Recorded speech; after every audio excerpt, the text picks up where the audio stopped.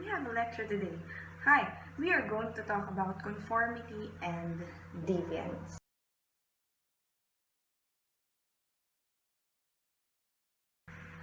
How are you guys today? I hope you're doing fine and well.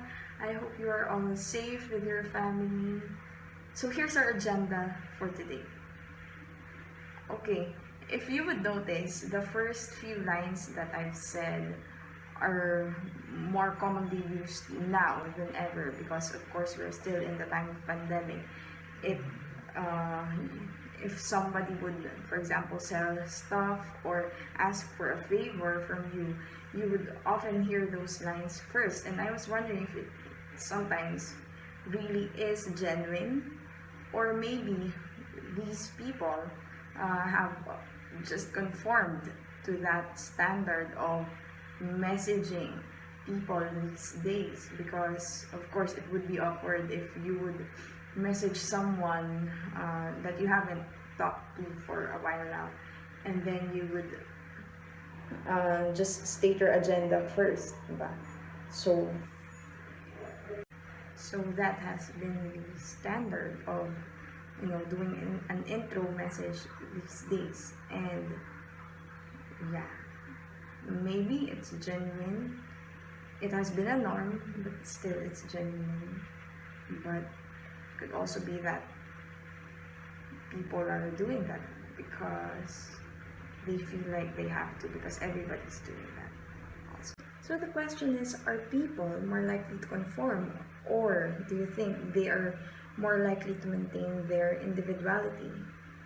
So I'll give you these videos for us to find it out. But an experiment is not a public opinion poll. It examines behavior under the pressure of social forces, as the experiment of Solomon Asch reveals. The experiment you'll be taking part in today involves the perception of lengths of lines. As you can see here, I have a number of cards, and on each card there are several lines. Your task is a very simple one. You're to look at the line on the left and determine which of the three lines on the right is equal to it in length. All right, we'll proceed in this order. You'll give your answer. Only one of the people in the group is a real subject, the fifth person with the white t-shirt. The others are confederates of the experimenter and have been told to give wrong answers on some of the trials. The experiment begins uneventfully as subjects give their judgments. 2, 2, 2, 2, 2, 3, 3, 3, 3, But on the third trial, something happens. 2, 2, 2, 2, 2. The subject denies the evidence of his own eyes and yields to group influence. 1. Asch found subjects went along with the group on 37% of the critical trials. But he found through interviews that they went along with the group for different reasons. 1. 1. They must be right. There are 4 of them and 1 of me. 1. This subject's yielding is based on a distortion of his judgment. He genuinely believes that the group is correct. 1. 1. 1. 2. 1. 2. 2. 2. I know they're wrong, but why should I make waves? 2. In this case, the subject knows he is right, but goes along to avoid the discomfort of disagreeing with the group. Here, the distortion is at the level of his response. 2. 2. 2. 2. In the previous experiment, the naive subject stood alone against the group. In this variation, Asch gave the naive subject a partner, here seated in the third position, who also gives the correct response. 1. 1. 2. 1. 2. With a partner, yielding drops to only 5% of the critical trials compared to 37% without a partner. Although subjects report warmth and good feeling toward the partner, they typically deny that he played a role in their own independence. The partnership variation shows that much of the power of the group came not merely from its numbers, but from the unanimity of its opposition. When that unanimity is punctured, the group's power is greatly reduced. Sometimes we go along with a group because what they say convinces us they are right. This is called informational conformity.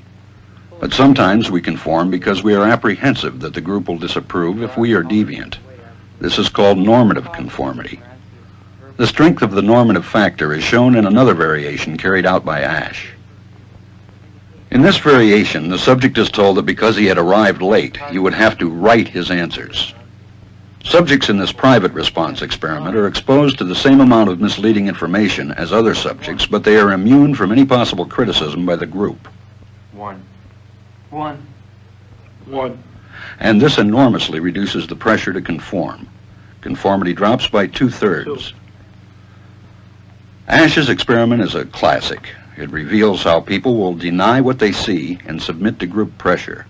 It allows us not only to observe conformity, but to study the conditions that increase or reduce its occurrence. The gentleman in the elevator now is a candid star. These folks who are entering, the man with the white shirt, the lady with the trench coat, and subsequently one other member of our staff, will face the rear. And you'll see how this man in the trench coat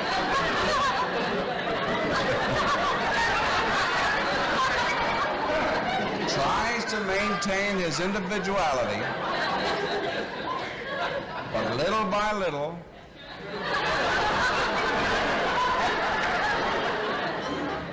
he looks at his watch, but he's really making an excuse for turning just a little bit more to the wall.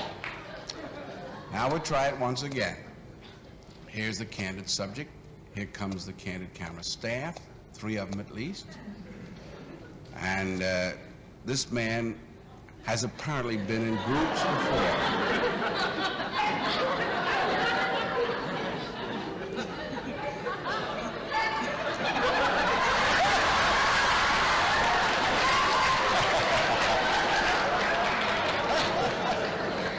Now, here's a fella with his hat on in the elevator. First he makes a full turn to the rear and Charlie closes the door. A moment later, we'll open the door, everybody's changed positions.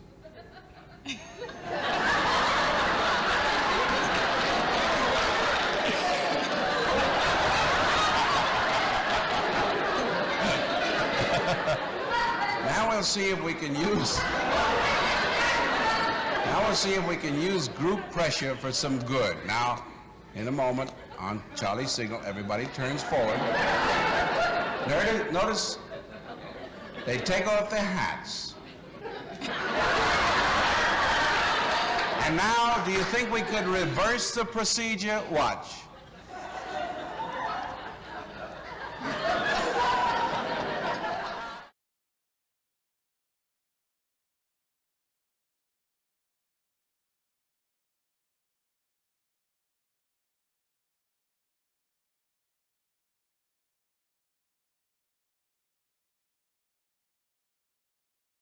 So we saw in those videos how powerful conformity is, and in those scenarios, people do not even, or are not even conscious that they are already conforming. So let's define conformity. What is conformity? By definition, it is a type of social influence involving a change in belief or behavior, highlight this one, in order to fit in with a group. And this is in response to, 1, either real or to imagined group pressure. Conformity, this is apparent globally, but it is, I think, more evident in the Philippines, among Filipinos. No? Ang Pinoy, mas susceptible or prone to conforming to a lot of things. So in Filipino context, one conforms is labeled as either marunong makisama, or obedient, or good, and usually those who do not conform are labeled or called rebels, or walang pakikisama. according to research. However, it is also possible that those who conform are labeled as uto-uto, and those who do not are seen as mayroong paninindigan. So, alin ba talaga doon is? It actually depends. It entirely depends on the situation. But those are the common observations and findings among Filipinos. So, Miss, do you mean that the opposite of conformity, which is deviance, is generally bad? Well, no. So, deviance may take in different forms. For example, if I do a lecture with my shades on and nakapamewang pa, this is an example of a deviant behavior in terms of teaching. Or if I teach facing the wall and not the screen, this is also an example of deviance. It's not necessarily bad, but it's not normal in terms of, again, teaching. We can see from those examples that deviance is not really harmful always, no? And sometimes deviance may vary, or how people see deviant behavior might vary. What is deviant for a certain group might not be considered as deviant for a certain group on a micro lens. Same goes with a macro lens. You know, what is deviant in a certain society or culture might not be deviant to another. Let's take an example from this ongoing online classes. You as a student, you are listening to this, probably because you're here, while you are playing ML, probably, or checking out in Shopee what's the latest trend that is on sale, or probably you might be stalking your ex while listening to this. And that might be totally normal among you guys, among students, because of course you are first used to multitask, and second, you know, your teacher is not in front of you to see if you are all eyes and ears on him or her. So that example for the admin's perspective is deviant, because they would want you to, again, if there are sessions like this, they would expect you to be all eyes and all ears listening to your teacher. But if you would ask me, for me, it doesn't matter.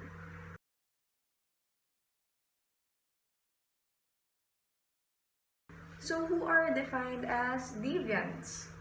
It says here both acts and individuals, even an entire group, can be defined as deviant or deviants. Low status persons usually are more likely to be perceived as deviant, and their good behavior is usually explained away. And ang kalakip nun is, of course, the higher status persons are less likely to be perceived as deviant, and their bad behavior is explained away. Why is that? Bakit mas madaling makita as deviant yung mga low status persons? I want you to ponder on this one. This is a fact, and we are going to process this next week. I hope I would get the answer that I'm looking for. When I usually ask this, it would take several minutes before a student would actually come up with the bullseye answer. So let us now proceed to the theoretical analysis of deviance.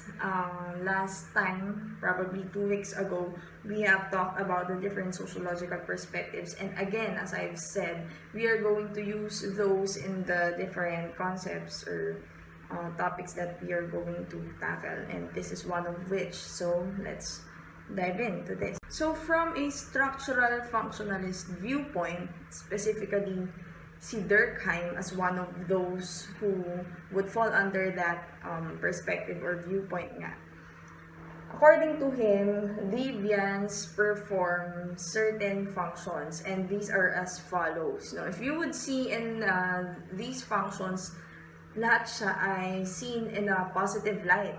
So for him and for other structural functionalist theorists, okay na merong deviant or deviance and deviance in a society. First, it affirms cultural norms and values. No, deviance is needed to define and support morality. No, so there can be no good without evil, no justice without crime. It's like you can't see light without darkness, or you can't experience happiness without experiencing sadness. So parang ganun niya nakikita etong deviance, no? Walang matatalaga as norms and values kung wala munang musbong na kung ano yung hindi dapat normal at hindi dapat binavalue or hindi dapat standard ng isang society. Second, it clarifies moral boundaries. So, kapag, merong mga deviants or deviant acts, mas nagiging clear daw kung ano, no, nabubura yung thin line between right and wrong. Third, it brings people together. So people typically react to serious deviance with shared outrage. So especially if it's a crime. But sometimes people share outrage even if the deviant act is not harmful at all. No? It naturally happens.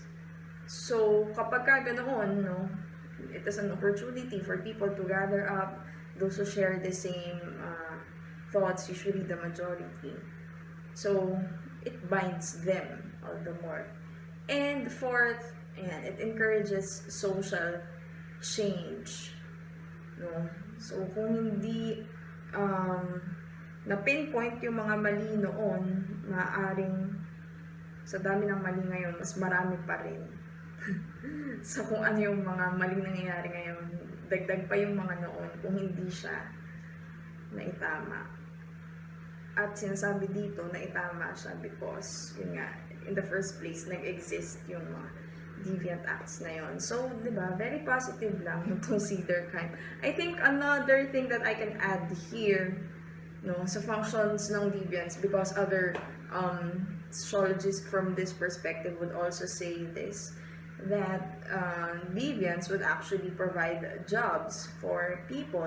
No? Isipin nyo kung walang masamang tao, edi walang police, masamang tao, walang mga criminal. Yun nga, walang mga law enforcers, walang police, etc.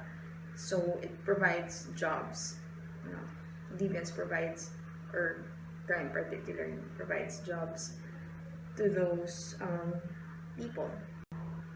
So now, let us see this theory. We would actually dwell on this very much because it's something that is very relatable, and so it is important. No, we can assess whether kung nasa ang spectrum or window tayo dito, no, in terms of responding to the cultural norms or goals.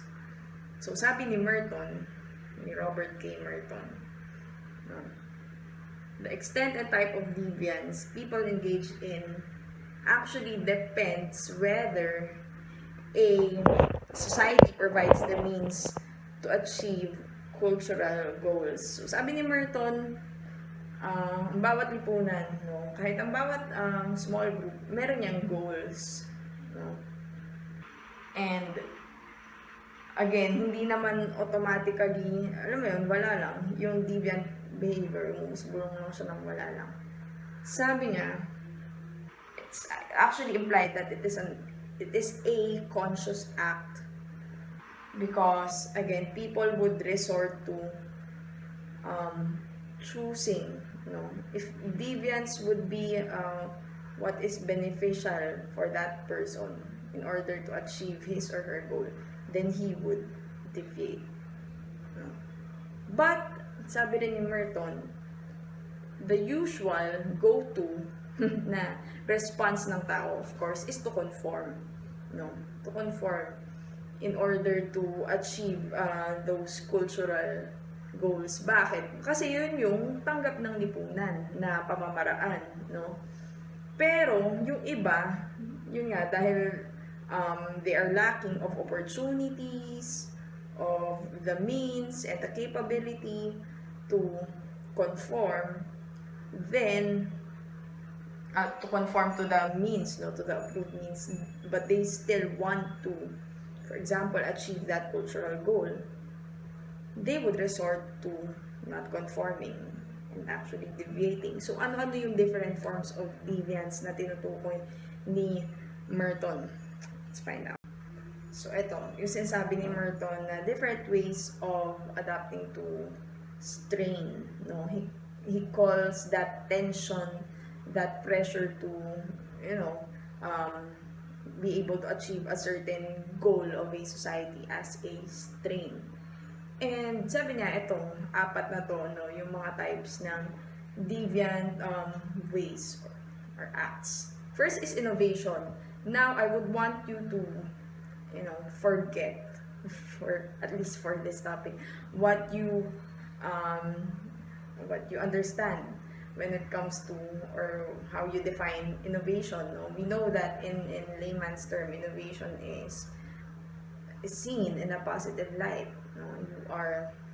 You are being creative and you innovate, but in this topic, in Merton's operational definition of innovation, it is seen in a bad light. Why? There is a use of illicit means in order to reach the approved goal. So in innovating, I'll show you later the window of this theory para mas madali siyang mag-grasp. You accept the goal, you still want that goal, but since you do not have the means, gagawa ka ng illicit means. So, totally not acceptable in society. For example, as a student, you are an innovator in terms of adapting to strain. For example, the goal is to pass, of course. But conforming would be studying would be conforming. No? And of course, what is illicit is to cheat. No? So you still want to pass or get a high grade, but you do not want to study, or you don't have the means or time to para magsulat ng kilay. So, mandadaya ka na lang. So, that is an example for this. It is a strict adherence to culturally prescribed rules, even though individuals give up on the goals they hope to achieve. So, dito baliktad, no? You are still doing the acceptable means, but you abandoned the goal already. Kaya siya tinawag na ritual, naging parang ritual na lang, no? Nakasanayan mo na kasing gawin yun, kaya mo ginagawa, pero it does not necessarily mean that you still stick to that goal.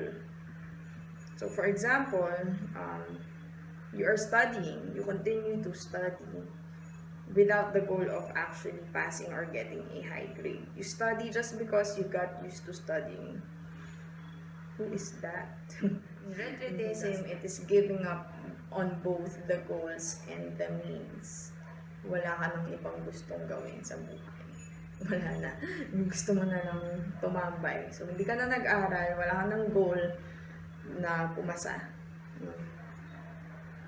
Wala ka rin ibang pinalit na goal. So, that is retreatism. In rebellion, on the other hand, no, this is something that is different. I hope you wouldn't interchange the two.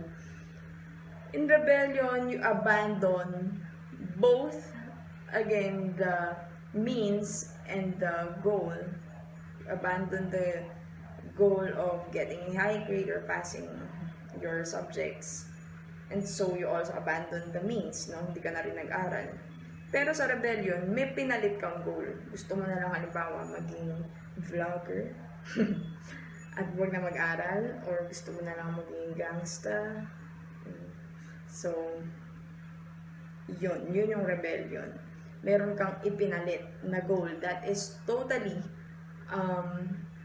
hindi yun yung path na tinitake ng karamihan. So that is Merton's ways of adapting to strain. No, that's how he explained deviant acts and behaviors. And for me, it makes sense. It really makes sense because yun nga kaya naman nagko-conform yung mga tao. No, dahil yun nga, kahit din may iba silang gawing ways or means, nandun, present lagi in every era, every society or culture, merong collective na goal. For example, the American dream, which of course originated in America, but ngayon, ganun din ang Pinoy, no? They also take on that path. Karamihan, when they reach my age or even right after graduating college, they would have it as their goal, no, na to be successful in life, to have a very stable, to be financially stable, to buy the things that would make them look rich already, things like that. So yun, a lot of people take on that path kasi yun din yung naging norm na, yun nga, is the American dream, no? Eventually you would be able to buy a house, raise a family, buy a car, etc. Pero yun nga, yung iba hindi yun yung tinatahak na path, and they are called as rebels, no? Yung iba namumundo, ganyan. Yung iba instead of wanting to be rich, they would want to spend their lives helping out people, that is their goal. So again, yung rebellion dito, hindi siya laging masama if we are going to see those as examples of rebellion. Okay, so let's take a look at deviance from the lens of conflict perspective. So madali lang naman to, no? Simple lang. Sinasabi dito na kaya merong mga deviant or ang context nito particularly is yung sa mga gumagawa ng krimen, no? Yung ganong deviant acts ay nanggagaling because of the systemic inequality in a society. So the elites, they want to maintain control, so they define what is deviant to benefit themselves and deflect attention from their own behaviors. So if that's the case, if it's these few elite are the ones who define what is normal, hence also what is deviant, they would really be excused, it would be easier for them first to achieve the culturally accepted goals, and again it would be, on the other hand, different for those who are at the bottom to reach those goals, because again, they're not the ones who defined the goals. So hanggat ganun yung tema, sinasabi din dito that conflict is inevitable, inevitable under the current capitalist power arrangement. So very pang conflict perspective siya. Sabi dito, the greater the power differentials and inequalities, especially the class, the greater the conflict in a society. So hanggat merong na-label as pangit or deviant or masama, yan, mas meron daw or mas malaki yung nagiging conflict sa isang lipunan. So hanggat hindi nga na fa-flatten yung curve, it's a curve, it's actually a pyramid. Hanggat di siya na-flatten, again, conflict would prevail in a society. Lastly, we have the symbolic interactionist perspective. And since, again, this is a micro, it has a micro lens or approach on things, maraming nasasabi or nagiging explanations or theories patungkol sa deviance, no? So first, we have social control theory. Sabi dito, our bonds with society encourage us to conform. With fewer bonds, we are more likely to be deviant. So syempre, when you belong to a group, no, nandun na yung, given na yung pressure to, you know, follow what they do, no, yung standards nila. Kaya kung mag-isa ka daw, or kung fewer yung bonds mo, mas may chance na mag-deviate ka. Kasi wala nga yung pressure na, ano mo, nasa isang group ka, and there are certain standards. So that is social control theory. Next, rational choice theory. This is easy, no? So people decide to be deviant depende sa cost and benefit. So if it benefits them to be deviant, then they would be deviant. So for example, kaysa magtapos ka, mag-aral ka, magsunod ka ng kilay, you take on that path, as compared to, halimbawa, yun nga, mag-vlog ka, mas malaki yung kikitain mo. So, some people opt to do that, no? They would deviate from what is socially accepted, more socially accepted, because it benefits them. So yung benefit dito, again, it's a case-to-case basis. It depends on the goal of that person, no? So kung yun nga, ang goal mo ay yumaman, and you see vlogging as more beneficial in terms of that goals, then you would take on that path. Rational choice theory. Next, differential association theory. So, conformity or deviance is learned from those who we spend time with, and this is very apparent with people your age. No? Kasi mas, according to studies, infectious or contagious yung pag-conform ng mga kabataan, because ito yung stage that basically, whether you admit it or not, you want to be accepted. So, and usually in this stage, talagang you spend time with your peers. So, this would define, no, who you go with. If you are going to deviate from the society standards, or you are going to conform. So, crucial dito yung kung sino yung mga kasama mo or those you spend time with. And lastly, we have labeling theory. So, sabi dito, behavior is not intrinsically deviant. Walang taong born deviant. You know, it's not intrinsic, it's not inherent. But deviant, or the person becomes deviant because specifically that person is labeled as such. Nauna yung label dito, no? Or talagang may ginawa siyang deviant act, tapos na-heighten pa yon at na-prolong pa yung pagiging deviant niya because of the label na nilagay sa kanya.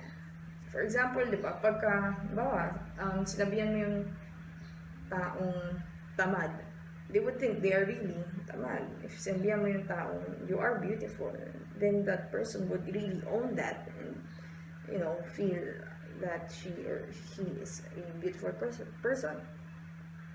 If you, again, label a person as masama, there is, you know, a psychological process. It goes to that person's subconscious, and then without even being conscious of it, na-own niya yun kung ano yung sinabi or nilabel sa kanya. Now, I hope this table helps. This shows the summary of the different approaches, sociological approaches, or take on deviance. So, ayan siya. I don't have to read it one by one. So, ang dami, di ba? Ang daming explanations from different lenses kung bakit at paano nagiging deviant ang isang tao, ang isang grupo. And again, I think all of those make sense. It depends on the situation, depends on a certain age group or a culture. So maraming factors to consider. So to end this lesson, I hope you have gained a deeper understanding on what conformity and deviance are. And I think our key takeaways would be, again, not all forms of deviance are really bad or harmful. No, some are just really weird because, again, they are not the standard, or what the majority does, like this. Wearing the shades the whole time. I didn't even notice. On top of my head while doing the lecture, and wearing this super kapal, long turtleneck pa on a very hot weather. Yeah, I did this on purpose because our topic is deviant, so I have to look deviant. And from those different takes, and explanations on deviance, let us assess, saan tayo, if hindi pa tayo, of course, at some point we have all become deviant, or we've done a deviant act, ranging from different gravity. Pero crime, I think, some of you probably have jaywalked already. So, i-assess natin, alin dun sa mga theory yun, yung posibleng naging dahilan kung bakit tayo nag-deviate. Is it rational choice theory? Is it because yun nga, was beneficial for me to deviate at that certain situation? Or is it because of the influence of my peers? Or is it because we can, of course, blame the systemic inequality that prevails in the society, etc.? So I want you to think of those, in these days, and hopefully, I think you have free time. Yun yung i-ponder upon natin. In those times that I have been deviant, what could have been the reasons? And in those times that I have conformed, also, what could be my reasons? Are those, or is it really beneficial for me? Or I'm just conforming out of habit? Should I be more conscious in my actions, whether it is conforming or deviating? So yun, yung mga pag-isipan natin in the coming days. And whatever the result would be, or kung ano man yung dahilan, whether in your conforming or in your deviating, the goal would always be it would be for your betterment, and primarily the benefit of the community, the society that you are in. So that, of course, we all want this world to be a better place. So whether in deviating or conforming, that should always be the goal. Right? Last na. So this would be our last topic for before we have our long test, and we're done with this. So it means what's next? We are going to have a long test. See you guys.